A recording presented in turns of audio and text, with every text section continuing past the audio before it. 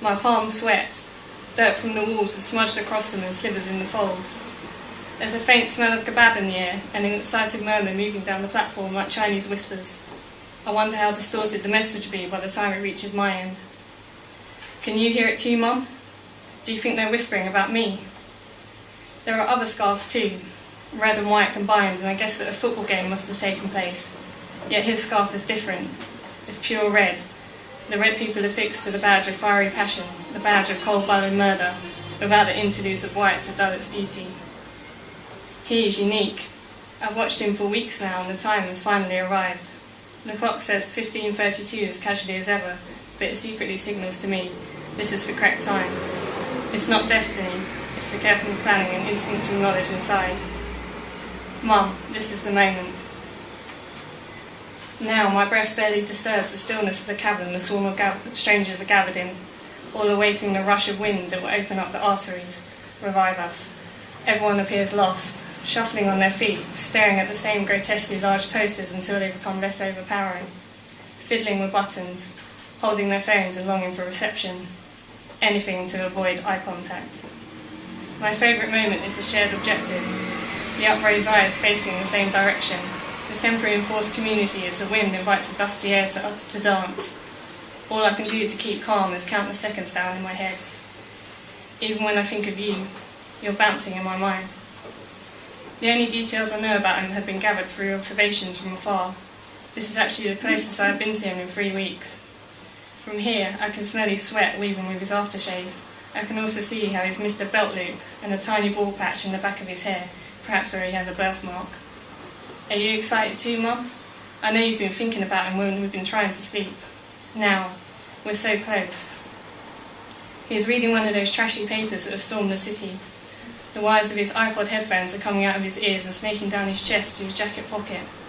If he knew what was about to happen, would he change the song he's listening to, faintly nodding his head and not struggling to remember the throwaway words? Would he fling down that paper and rush off to buy his favourite book? It's the scarf that ensnared me. I'd been wandering the streets 3 weeks before in another dimension of thought on nowhere at all. Then it had flashed at me, like a camera suspending a moment in time. It's a snake that's coiled around my attention and shot its venom into my blood. I latched onto the scarf and followed it all the way home.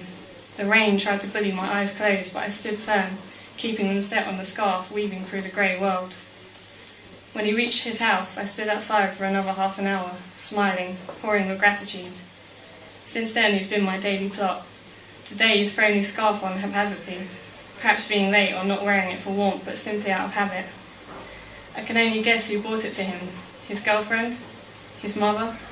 An old friend or relative who put no thought into a present for him? Or perhaps he chose it himself, and red is also his favourite colour.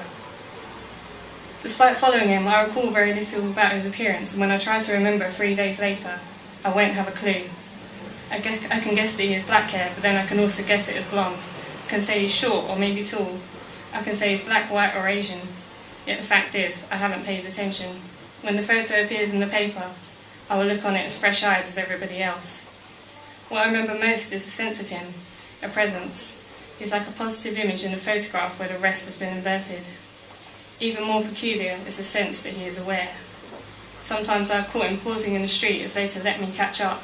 Another time, when he was trying on clothes, he seemed to single me out in the mirror and mentally ask my opinion.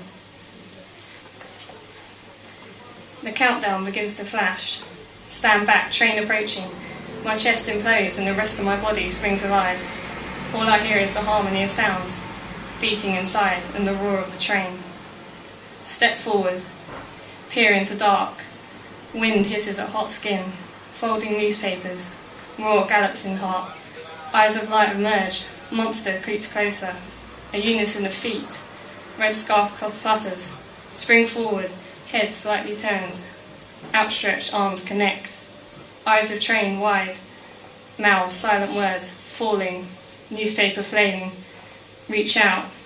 Touch the scarf. Train screeches. Screaming, monster engulfs, faces press up to windows, scarf a ball in fist. I breathe, stop, think, right on time. As he fell, his lips moved in the shape of these words, right on time, right on time, right on time. Mum, did you see?